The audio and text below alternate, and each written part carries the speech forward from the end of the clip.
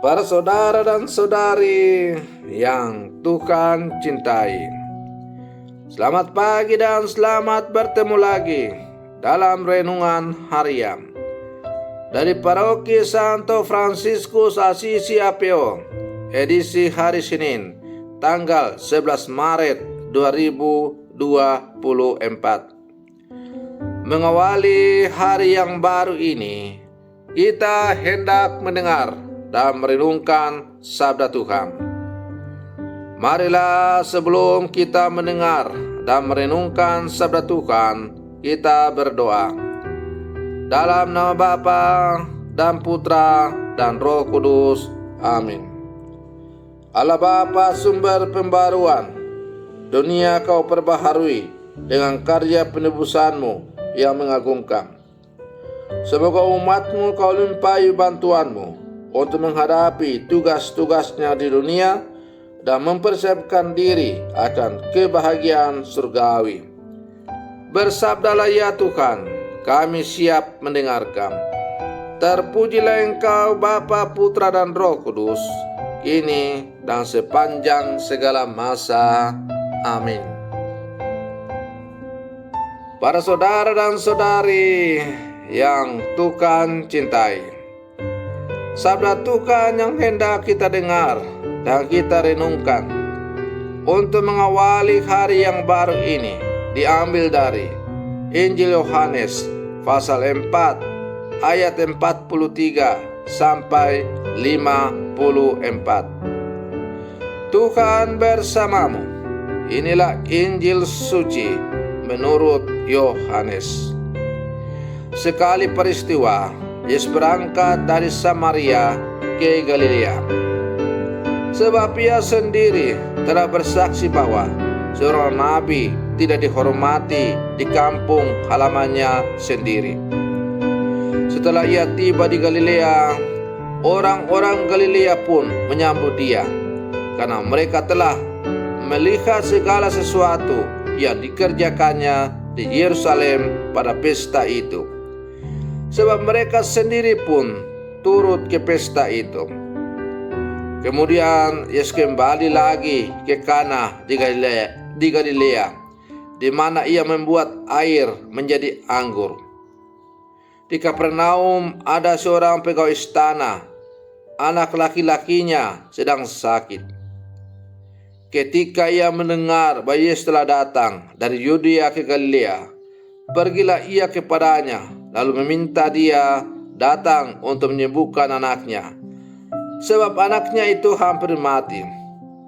Kata Yesus kepadanya, "Jika kamu tidak melihat tanda dan mujizat, kamu tidak percaya." Pegawai istana itu berkata kepadanya, "Tuan, datanglah sebelum anakku mati." Kata Yesus kepadanya, "Pergilah, anakmu hidup." Orang itu percaya kepada perkataan yang dikatakan Yesus kepadanya, lalu pergi. Ketika ia masih di tengah jalan, hamba-hambanya telah datang kepadanya dengan kabar bahwa anaknya hidup. Lalu ia menanyakan kepada mereka, pukul berapa anak itu mulai sembuh? Jawab mereka, "Kemarin siang pukul 1 demamnya hilang." Ayah itu pun teringat bahwa pada saat itulah Yesus berkata kepadanya, "Anakmu hidup." Lalu ia dan seluruh keluarganya percaya.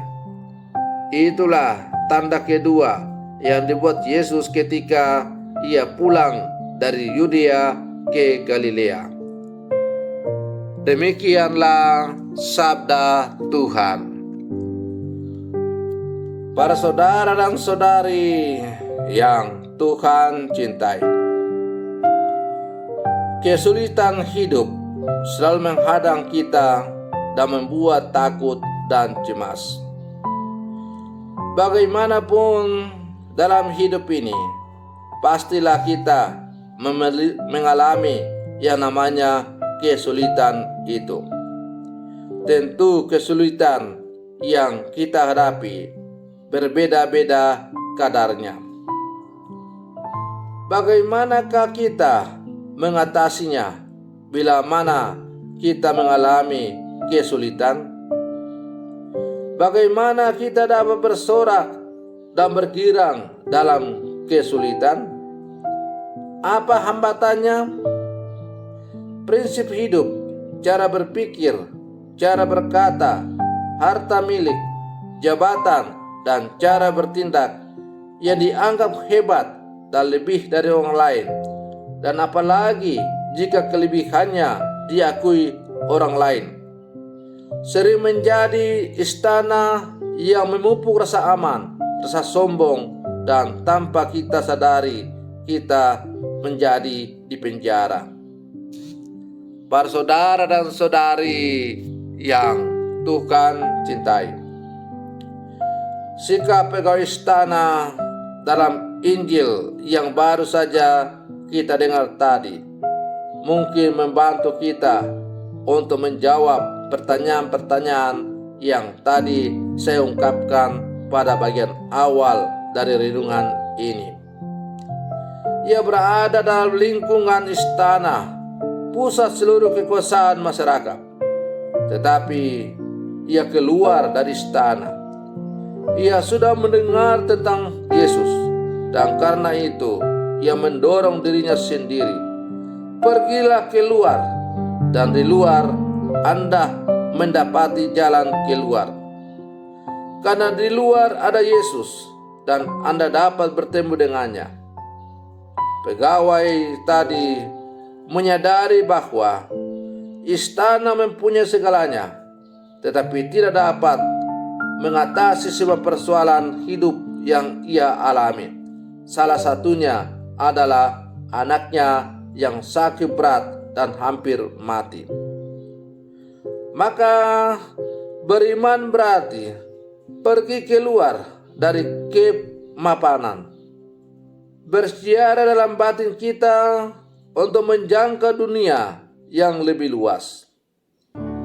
Para saudara dan saudari yang Tuhan cintai, kita dapat mencatat 3 sikap positif dari pegawai istana tadi, yaitu sikap rendah hati, sikap iman, dan sikap cinta. Dengan ketiga sikap ini, sang pegawai bisa bertemu dengan Yesus yang adalah sumber sukacita dan sorak-sorai menurut Nabi Yesaya dalam bacaan pertama, yang menciptakan hidup baru, langit dan bumi baru bagi kita.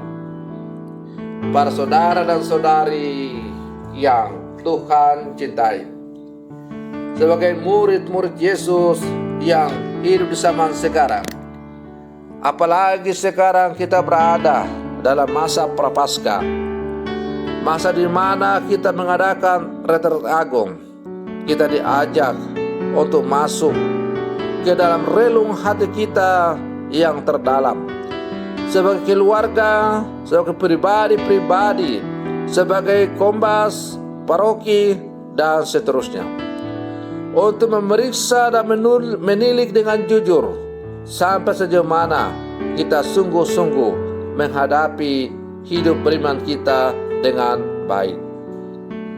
Apakah ketika kita menghadapi berbagai kendala-kendala, tantangan dalam hidup kita, kita berpangku tangan, atau kita menyadari dan percaya dengan sungguh bahwa kita harus keluar mencari Tuhan yang mau mencintai kita? Tuhan adalah satu-satunya pegangan dan solusi untuk segala persoalan hidup yang kita hadapi. Maka mari terus berlangkah maju bersama, bergandengan tangan, menjadikan Tuhan sebagai satu-satunya pegangan hidup dalam hidup ini. Yakin dan percayalah bahwa berjalan bersama dengan Tuhan, pada akhirnya kita akan selalu merasakan damai dan sukacita. Semoga permenungan saya untuk mengawali hari yang baru ini sebagai menghantar kita menjadi orang-orang Katolik yang sejati. Selamat pagi, Tuhan Yesus memberkati.